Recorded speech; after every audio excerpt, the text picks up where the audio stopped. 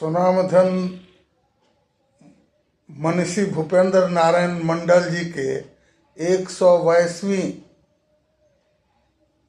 जन्म जयंती पर मैं अपने विश्वविद्यालय के तमाम पदाधिकारियों, शिक्षकों, छात्रों को बधाई देता हूं और महामना भूपेंद्र बाबू से प्रेरणा लेकर विश्वविद्यालय के उन्नति के लिए,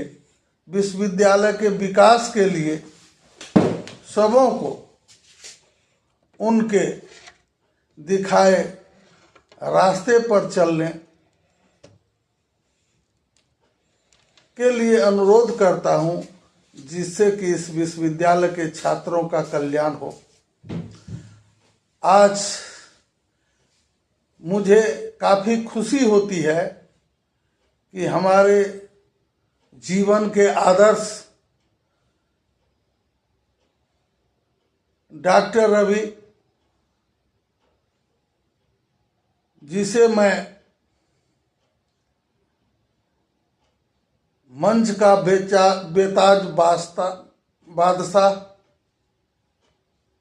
हर दिल अजीज,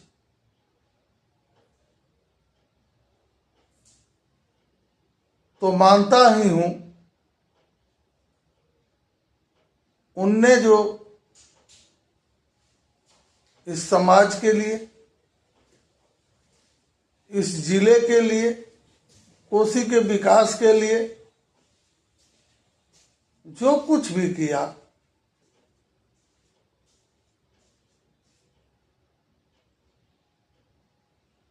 काफी मैं प्रसन्न हूं। कल 12:30 बजे उनके सुपुत्रों के द्वारा उनके प्रतिमा का अनावरण करवाया जा रहा है।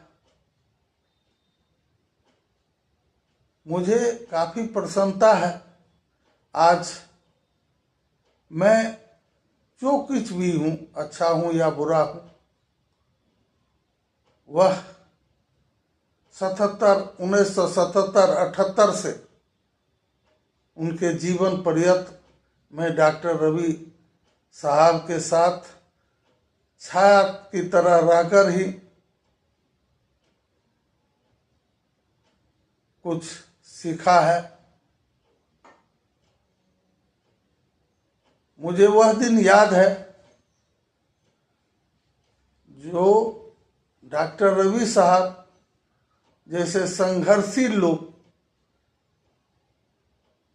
राजनीति में अपना अमिट छाप छोड़ गए।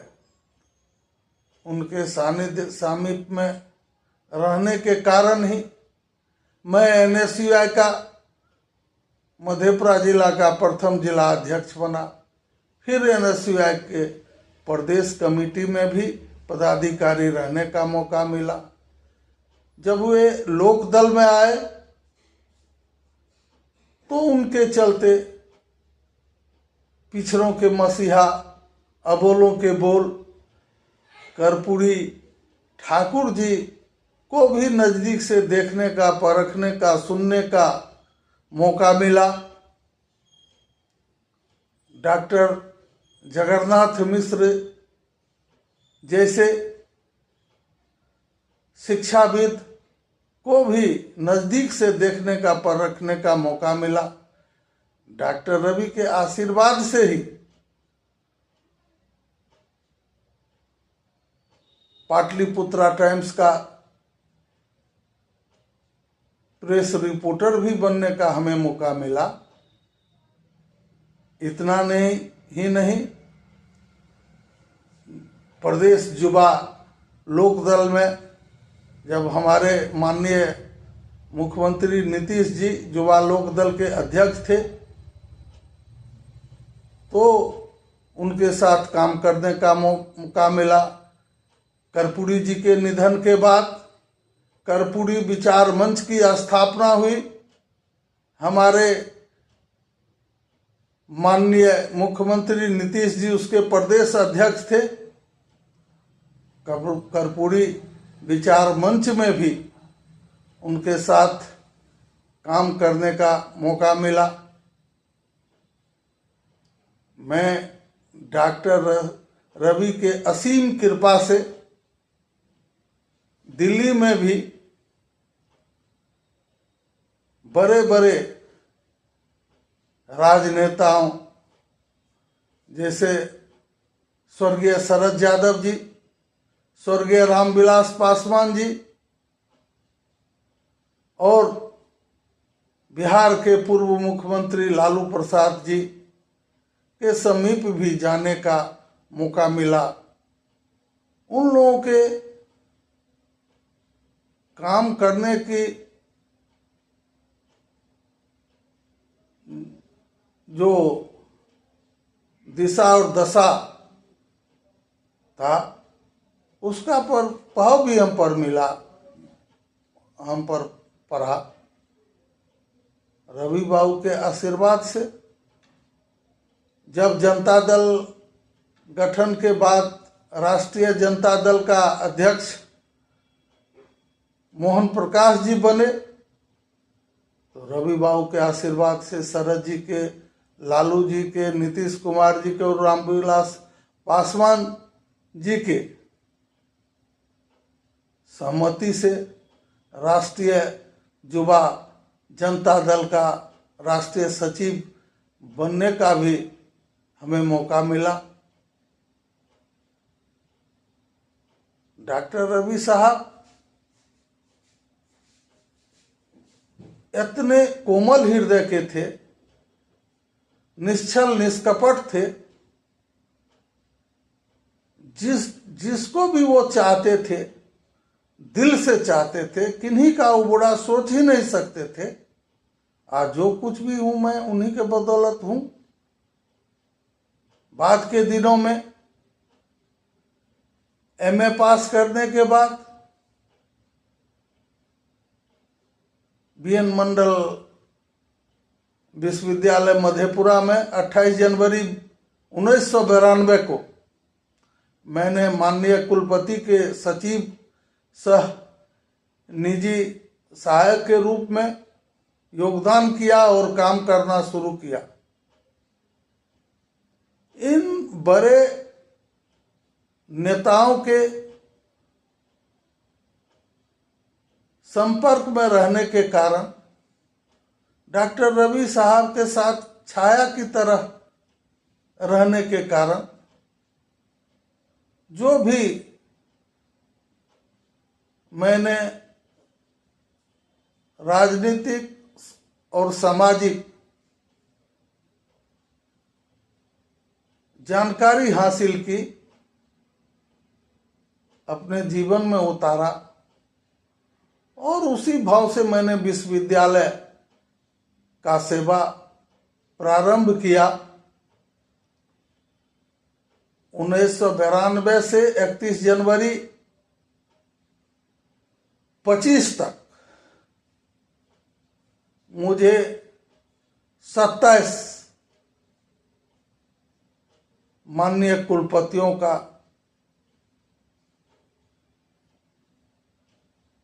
निकट रहने का, उनके विद्वता और उन सबों के ज्ञान का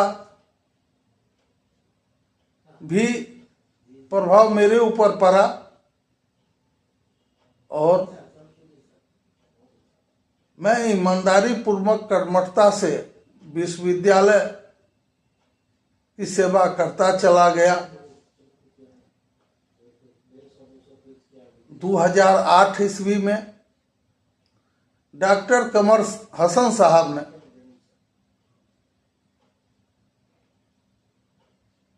मुझे प्रेस अधीक्षक का भी अतिरिक्त प्रभार सौंपा, जो मैं अवकाश ग्रहण करते दिन उक्त प्रभार से मुक्त करने का भी माननीय कुलपति महोदय से अनुरोध किया।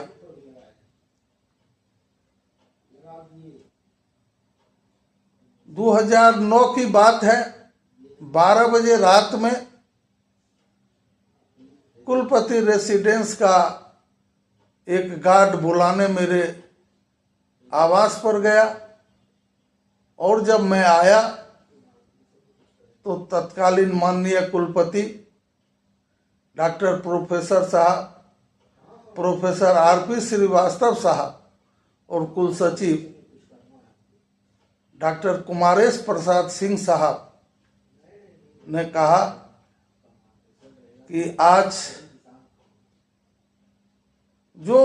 विश्वविद्यालय के परीक्षा विभाग की स्थिति है, सत्र काफी विलंब से चल रहा है। 65,000 छात्रों का रिजल्ट अभी तक पेंडिंग है। छात्र परेशान होते हैं, विश्वविद्यालय का चक्कर लगाते हैं, जिसके निराकरण के लिए इधर काफी प्रयास किया जा रहा है, लेकिन उसका निराकरण नहीं हो रहा है। मैं आपको उप परीक्षा नियंत्रक का अतिरिक्त प्रभार सौंपता हूं, और हम सबों को विश्वास है कि आप इसको सहज स्वीकार करेंगे। तो मैंने कहा, माननीय कुलपति महोदय और कुल सचिव महोदय, यदि आप भरोसा और विश्वास कर रहे हैं तो मैं उस पर खरा उतरूंगा, लेकिन मेरा एक ही निवेदन होगा, यदि मैं सत्र नियमित करने में सफल हो जाऊंगा, पेंडिंग रिजल्ट क्लियर करने में सफल हो जाऊंगा, और परीक्षा विभाग सुचारू रूप से चलना शुरू हो जाएगा, तो हमको उक्त अतिरिक्त प्रभार से मुक्त कर दिया जाएगा। और मैंने 2 वर्ष के अंदर ही जो 5 वर्ष से भी अधिक सत्र पीछे चल रहा था, उसको मैंने सत्र नियमितकरण किया। 65,000 छात्रों का अथक प्रयास करके, दिन रात एक करके रिजल्ट पेंडिंग क्लियर करवाया। परीक्षा विभाग को सुचारू करने के बाद मैंने माननीय कुलपति आरपी श्रीवास्तव साहब से निवेदन किया, जो अब हमें इस अतिरिक्त प्रभार से मुक्त किया जाए, लेकिन उन्होंने कहा अब जो VC साहब आ रहे हैं उनसे अनुरोध कीजिएगा। और अरुण बाबू वाइस चांसलर थे, उनके साथ भी 2-3 महीना परीक्षा नियंत्रक का अतिरिक्त प्रभार में रहा, और उनसे अनुरोध होकर उससे मुक्त हुआ। मैं अहर्निश सेवा विश्वविद्यालय का किया, और सभी माननीय कुलपतियों ने मेरे ऊपर भरोसा और विश्वास किया, और विगत 1 वर्षों से 25 जनवरी 2024 को वर्तमान माननीय कुलपति प्रोफेसर विमलेंदु शेखर झा जी का योगदान हुआ। उसके बाद विश्वविद्यालय के प्रति जो उनके मन में मैंने भाव देखा, विश्वविद्यालय के चतुर्दिक विकास के लिए उनका जो मैंने संकल्प देखा और नियमानुकूल काम हो, छात्रों के हित में काम हो, परीक्षा समय पर हो, परीक्षा फल समय पर प्रकाशित हो, ईमानदारी से छात्रों का, शिक्षकों का, कर्मचारियों का हर प्रकार का काम हो, शिक्षकों का प्रमोशन कैसे हो, रिटायर्ड शिक्षक, रिटायर्ड कर्मचारी का बकाया राशि, पेंशन बेनिफिट का भुगतान कैसे हो, इसके लिए डॉक्टर झा साहब ने जो अनवरत मेहनत किया, उनके ईमानदारी, कर्मठता और मेहनत देके हम में भी एक नया जोश आया और मैंने कोशिश किया हर कदम पर मैं माननीय कुलपति महोदय का साथ दूं और नए जोश, नए उमंग के साथ मैं और ज्यादा विश्वविद्यालय के चतुर्दिक विकास में अपना योगदान देना शुरू किया। मुझे आज काफी प्रसन्नता हो रही है कि प्रोफेसर विमलेंदु बाबू जैसे